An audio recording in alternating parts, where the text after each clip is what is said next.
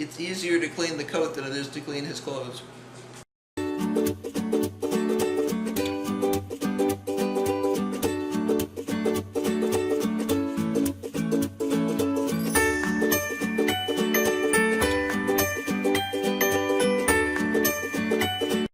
I'm going to prepare some beef stew for canning. I'm going to get things ready, and Irene's going to do the canning. I use a filleting knife to remove the skin and fat that's on the back side of this beef. You want to get the fat off because that's what will cause the stew to get rancid, even in a jar. So the less fat you have on the meat, the better off you are.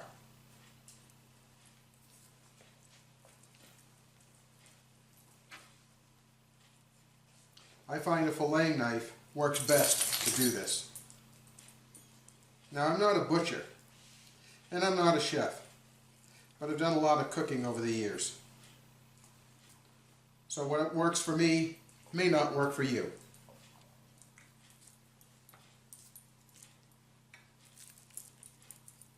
Now, if you look at this beef, you see some big pieces of fat right in here.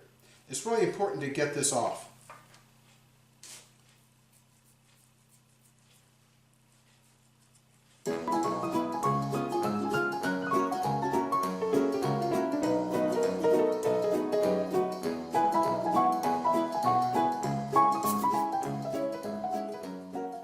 And that's good enough.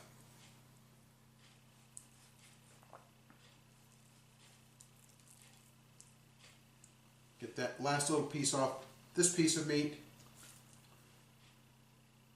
There's a little bit of silver skin still left on this piece, so I'm going to go ahead and cut that off. That's the part of the beef that gets tough. And I want to make sure that this beef stew is tender. And we use this kind of food when we go camping, and we're getting ready to go camping here in a couple of weeks. So we'd like to have some of our homemade food with us because we like it. What I'm going to be doing is browning the meat here in this pan. Now I put the meat, once it's browned, into this bowl right here. The reason for that is we're going to get the meat browned so that we have good browning and good flavor, but then we're going to pack the rest of the raw ingredients, the carrots and potatoes, into the jar, and that they'll be cooked during the canning process. I'm putting just enough oil in to cover the bottom. I don't want too much because I don't want to have a lot of fat in the jars when we can it. Now this recipe comes from my mother-in-law, Irene's mother. And we're not going to be doing it exactly her way because we're going to be canning it. It calls for the beef to be cut into cubes, about 1 inch. Well, I'm going to make it a little bit smaller. I have about 12 ounces of beef here. I started off with about 13 ounces, and I'd say probably cut off a little more than 1 ounce. This is going to go into the pan that has hot oil in it so I can brown it.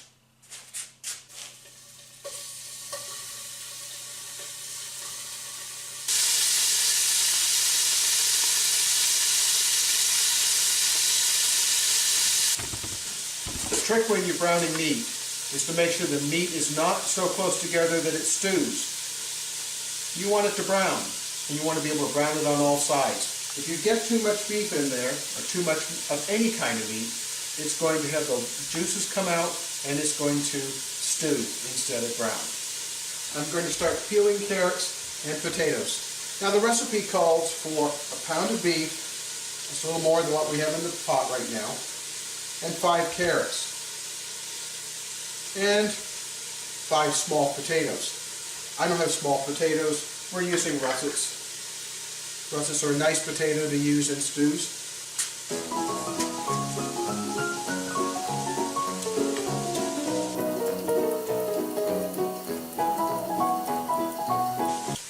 Now you may be wondering why I'm wearing a chef jacket. Well, the answer is really pretty simple. For some reason, when I cook, I end up with food on my clothes if I'm not wearing something like this. And ironically enough, if I simply use an apron, I get the pieces of meat that's not covered by the apron.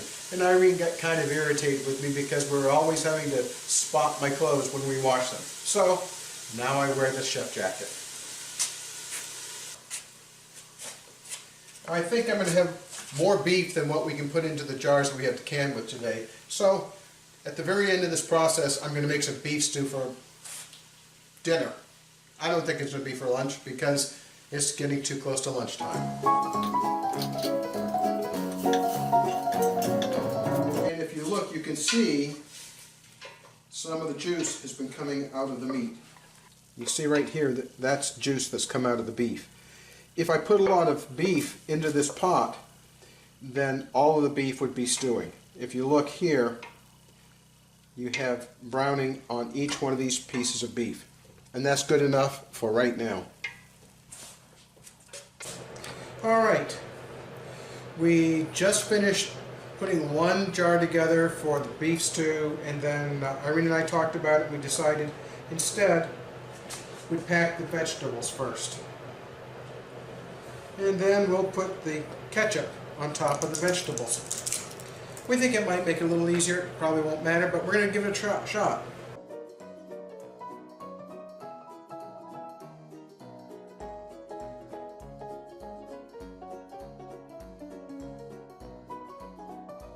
I'm putting 2 tablespoons of ketchup into each jar, and then I'll be pouring some hot consome in on top. Now, consome is basically beef bouillon with some of the gelatin from the beef in it. I like the taste better.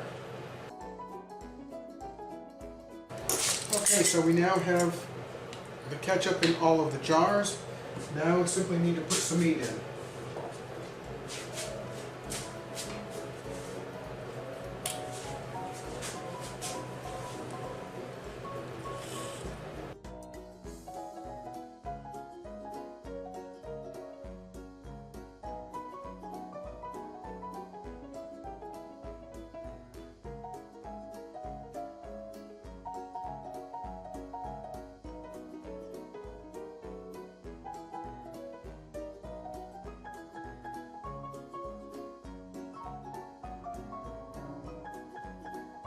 I mean, you want to go ahead and come inspect these to see if we've got enough headroom?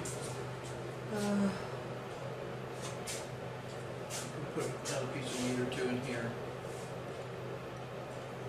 These are as high as I would pack them. That could take another piece, small ones. I'll put pieces in here. Alright, I have some heated beef consomme in the measuring cup.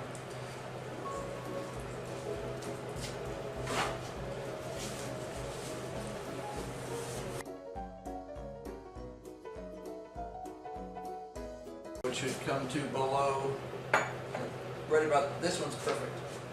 This one's perfect. In terms of the height.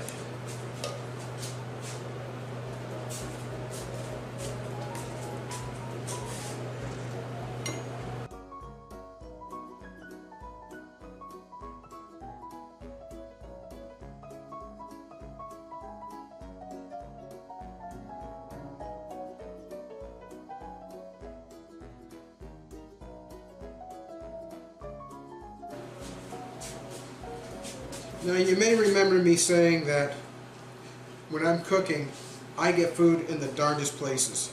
So if I'd just been wearing an apron, I would have ended up with beef bits on the sleeve of my long sleeve shirt.